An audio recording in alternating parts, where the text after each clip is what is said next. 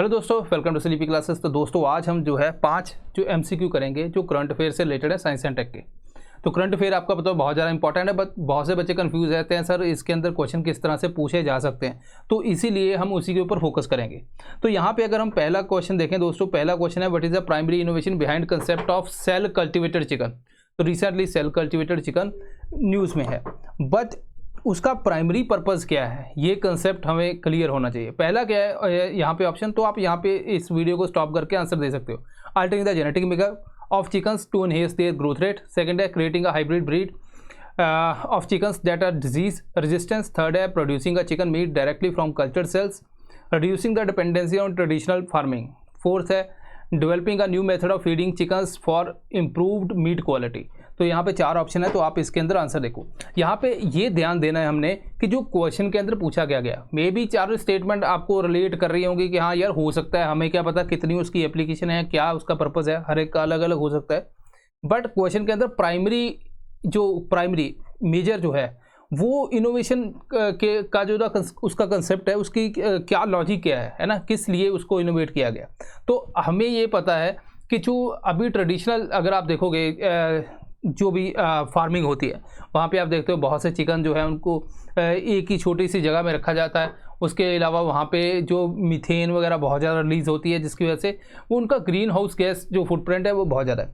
तो इसीलिए ये बोला गया कि एक तो ये कंसेप्ट हो गया है ना, तो उसको हमने कम करना है। दूसरा कि जो मेजर इसका जो चैलेंज है कि जैसे बहुत से चिकन जो लोग जो नॉन वेजिटेरियन है वो खाते हैं, तो दूसरे लोग कहते हैं कि ऐसा मारना नहीं चाहिए जानवरों को, ये वो, तो ये डिबेट एक रहती है। तो इसीलिए उन्होंने बोला कि यार सेल कल्चर्ड क्यों ना बनाएं, मतलब एक सेल लें उसको कल्चर करके, जैसे हम बनते हैं, हम जब जन्म होता है ना, फर्टिलाइजेशन होते है, उसके बाद जो है पूरा ह्यूमन बीइंग बनता है, तो बच्चा बनता है, उसके बाद ये आगे आगे सेल जो डिवाइड होते रहते हैं, ग्रोथ होती रहती है। सिमिलरली अगर हम सेल का जो वो एक सेल ले लें, उसके अंदर वैसे ही जो मटेरियल डाल दें, जैसे आपने लैब के अंदर देखा होगा कि एक्सपेरिमेंट करते थे, जो पेट्री डिश के ऊपर बैक्टीरिया उसको ग्रोथ होती रहती है, जैसे आपका इवन जो मिल्क है उसके अंदर भी बैक्टीरिया की ग्रोथ होती रहती है, वो बढ़ता रहता है। सिमिलरली इसको भी हम ग्रो करके जो है फीड कर सकते हैं, तो ये उसके कंपैरिजन फुटप्रिंट भी नहीं आएगा, दूसरा किसी को मारा भी नहीं। तो इस तरह से जो है कुछ चीज़ें हम इसके अंदर कर सकते हैं। तो यहाँ पे जो सी ऑप्शन है दोस्तों वो अपना ज़्यादा ठीक है, तो यहाँ पे इसी को हम मार्क करते हैं। अगर हम सेल कल्चर्ड चिकन देखें तो ये मैंने आपको ऑलरेडी बता दिया, यहाँ पे हम कुछ न्यूट्रेंट उसके अंदर डालेंगे तभी तो वो ग्रो करेगा, है ना। तो इस तरह से हम जो है एक सेल को जो है आइसोलेट करके उसको कल्टिवेट कर सकते हैं। सेकंड क्वेश्चन देखिए, consider the following statement regarding cell free DNA. Again एक इंपॉर्टेंट क्वेश्चन है, डीएनए यूपीएससी का फेवरेट है ना। यूपीएससी की डीएनए में ही ऐसे क्वेश्चन है बहुत से। तो यहाँ पे अगर हम देखें पहली स्टेटमेंट क्या है, it is exclusively found in the cytoplasm of the cell. Second है it helps in screening foetuses for specific chromosomal abnormalities. Third है it helps to treat all human diseases. कितने यहाँ पे क्या है, कितनी स्टेटमेंट करेक्ट है, ये आपको ध्यान रखना है। कई बार बच्चे कहते हैं कंफ्यूज हो जाते हैं, है ना, एग्जाम में जल्दी प्रेशर बहुत होता है, आपको पता है। तो हम क्या करते हैं कि वहाँ पे उसने ये पूछा है कितनी स्टेटमेंट सही है, तो हमें लगता है कि हाँ पहली सही है, दूसरी सही है, तो उस हिसाब से हम यहाँ पे ध्यान देना है, ठीक है। हाउ मैनी, ये वाली चीज़ के ऊपर, तो वहाँ पे आपको ध्यान दे रहा है, क्वेश्चन ध्यान से पढ़ना पड़ेगा क्योंकि यूपीएससी नए नए पैतरे आजमा रहा है। तो यहाँ पे देखें पहली स्टेटमेंट क्या है, it is exclusively found in cytoplasm of cell. पहले तो हमें ये पता होना चाहिए भाई सेल फ्री डीएनए क्या होता है ना, तभी तो हम इसका आंसर निकाल पाएंगे। देखो सेल के अंदर हम डीएनए की अगर बात करते हैं तो मोस्टली हम न्यूक्लियस की बात करते हैं, माइटोकॉन्ड्रिया का छोड़ दो, बट हम न्यूक्लियस की बात करते हैं कि उसके अंदर जो है डीएनए होता है। कई बार क्या होता है कि जो डीएनए जो है न्यूक्लियस या कोई सेल डिग्रेड हुआ उस टाइम पे जो है उसका डीएनए सेल से बाहर आ गया, है ना, या फिर कुछ और वहाँ पे कोई दिक्कत हुई जिसकी वजह से डीएनए डिग्रेड हो गया खुद ही, तो और बाहर आ गया। इस तरह से जो डीएनए है वो सेल से बाहर आ गया। अगर हम देखें सेल फ्री, तो इट मीन्स के सेल है, सेल के अंदर न्यूक्लियस है, साइटोप्लाज्म है, ये तो ये न्यूक्लियस है, तो इनसे बाहर आ गया। बाहर कहाँ आया, बॉडी फ्लूइड के अंदर ये होता है, बॉडी फ्लूइड के अंदर। अब इसकी एप्लीकेशंस बहुत हैं, ठीक है। सो पहला exclusively found in cytoplasm, exclusively है ना, थोड़ा बहुत मे बी हो सकता है जब ऐसा इस तरह से बाहर आए तो मे बी साइटोप्लाज्म के अंदर जा सकता है, बट यहाँ पे एक्सट्रीम स्टेटमेंट बना दी, तो यहाँ पे पहली स्टेटमेंट गलत होगी। It help in screening foetuses for specific chromosomal abnormality, ये सही है। It helps to treat all, again extreme statement है, गलत है, तो यहाँ पे अपना ए आंसर आ गया। तो अगर हम यहाँ पे देखें तो ये हमें ध्यान देना है कि जहाँ पे इसकी एप्लीकेशन क्या होगी। जैसे मान लीजिए कि अभी क्या होता है, अल्ट्रासाउंड वगैरह करते हैं, अगर बच्चे के अंदर कोई एबनॉर्मेलिटी है पता लगता है, उसके बाद क्या करते हैं एमनियोटिक फ्लूइड वगैरह भी लिया जाता है ना। तो बच्चे का, तो उस टाइम पे बच्चे खतरा भी रहता है कि प्रेगनेंसी को, तो वो अब हमें नहीं करना पड़ेगा। मदर का ब्लड जो है उसके अंदर ही हमें डीएनए मिल जाएगा, क्योंकि सेल फ्री डीएनए, तो उसको हम लेके पता कर सकते हैं कि बच्चे की डेवलपमेंट कैसी है, क्या अबनॉर्मेलिटी है। तो ये काफ़ी ज़्यादा जो है, पहले इन्वेसिव था, खतरा काफ़ी था, वो कम हो जाएगा। सिमिलरली कैंसर को भी हम ट्रीट कर सकते हैं। मे बी ट्यूमर सेल के अंदर जो डीएनए होता है वो भी एक्स्ट्रा सेलुलर फ्लूइड के अंदर अगर घूम रहा है, तो वहाँ से हम ब्लड से ही उसको लेके तो उसको हम जो टेस्ट कर सकते हैं कि इसके अंदर भाई क्या ट्यूमर वाला डीएनए है या उस पोर्शन का ये नहीं है ना। तो ये चीज़ें हो सकती हैं। तो बहुत सी डिजीज़ का इलाज हो सकता है, बट ऑल ह्यूमन डिजीज़, बहुत सी तो जेनेटिक है ही नहीं, तो फिर कैसे, है ना। तो ये हमें ध्यान रखना है। तो यहाँ पे जो है पहली स्टेटमेंट सही है, मतलब only one statement is right. ठीक है दोस्तों, ओके। अब बात करते हैं तीसरे क्वेश्चन की। रिसेंटली हमने चंद्रयान 3 लॉन्च किया, तो यहाँ पे मैच करना है कि यहाँ पे क्या चंद्रयान 3 के पेलोड्स जो हैं, उस इंस्ट्रूमेंट्स हैं क्या क्या उसके अंदर रखे गए और उनके ऑब्जेक्टिव क्या है। ये क्वेश्चन इंपॉर्टेंट है। जितने लोगों ने जो करंट अफेयर की क्लासेस लगाते हैं, वहाँ पे मैंने आपको बताया था कि जो इस तरह से जो शॉट है, जैसे रैम्बा, चेस्ट, शेप, है ना, इनके नाम ही अपने आप में एक वो वर्ड सा बन जाते हैं। तो इस तरह के आपको पिक करने हैं उसमें से, है ना, लिस्ट में आपको अभी भी दूंगा। तो वहाँ से उसका पर्पज़ क्या है, ये इंपॉर्टेंट है। तो यहाँ पे क्या है, कितने पेयर सही हैं, ओनली वन है, 2 और 3 है, 1 एंड 2 है, 1 एंड 3 है। तो इसको आप देखिए, पहला क्या है, रैम्बा क्या है, to measure the near surface plasma density. ठीक है। सेकेंड है चेस्ट, क्या है, measurement of thermal properties of lunar surface.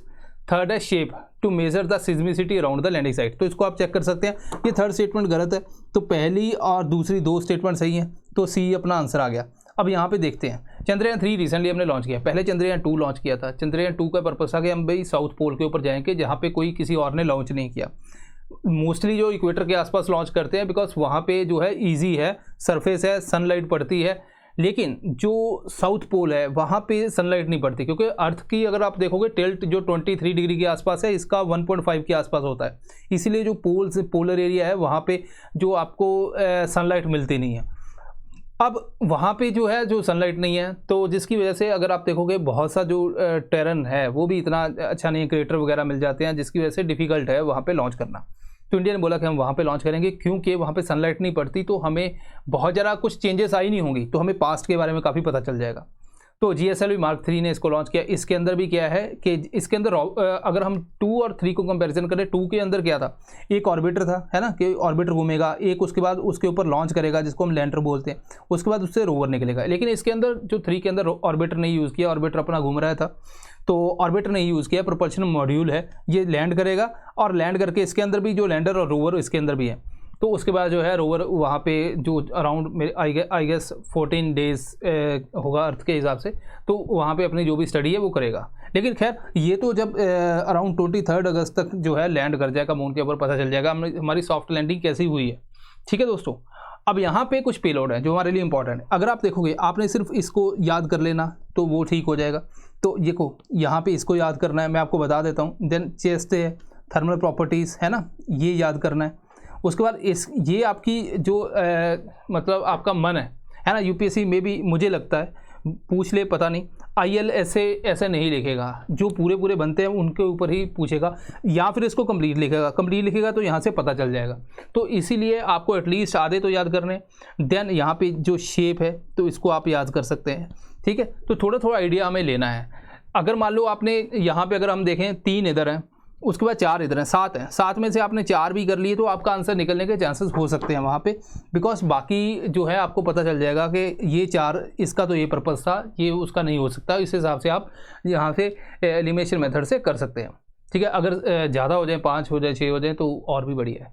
ठीक है, अब देखें दोस्तों कि हमारी टेस्ट सीरीज़, अगर ऐसे क्वेश्चन आपको लगता है कि हाँ इंपॉर्टेंट लग रहे हैं आपको, कि यार ये चीज़ें हमें पता नहीं चलता कि किस तरह से क्वेश्चन पूछे जा सकते हैं, हम सीखना चाहते हैं, प्रैक्टिस करना चाहते हैं, क्योंकि स्किल का काम है ना। कई बार क्वेश्चन हमें पढ़ा भी नहीं होता, लेकिन स्किल है तो हम उसको कर जाते हैं। तो ये जो है 23 सब्जेक्ट वाइज है और 7 फुल लेंथ टेस्ट है, परख। ठीक है दोस्तों, तो इसको आप ज्वाइन कर सकते हैं, परख कर देख सकते हैं कि आपको कैसा लगता है। अब यहाँ पे आपको डिस्काउंट भी मिल जाएगा, तो इसी हिसाब से आप ज्वाइन कर सकते हैं। मैं हमेशा कहता हूँ कि अगर जो बच्चे पहले से भी तैयारी कर रहे हैं, उनके अंदर अगर कोई कमी है, वो है टेस्ट सीरीज़ की, स्किल डेवलपमेंट की। पढ़ा तो उन्होंने बहुत होगा, अभी भी पढ़ेंगे, है ना, तो साथ साथ में पढ़ाई तो चलती रहती है, लेकिन जो स्किल डेवलपमेंट है बहुत ज़रूरी है।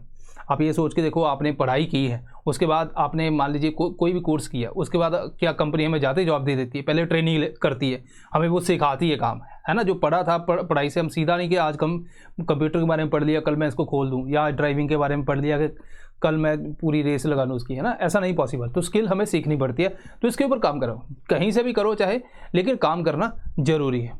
ओके, अब फोर्थ क्वेश्चन देखिए, what does term SIM stands for in context of mobile phone. देखो ये क्वेश्चन बड़ा सिंपल है, लेकिन बहुत बार हम इसको मतलब नज़रअंदाज कर देते हैं और गलत हो जाता है। हमें लगता है यार ये क्या पूछ लिया यूपीएससी ने, ऐसे ही हमने पूछे।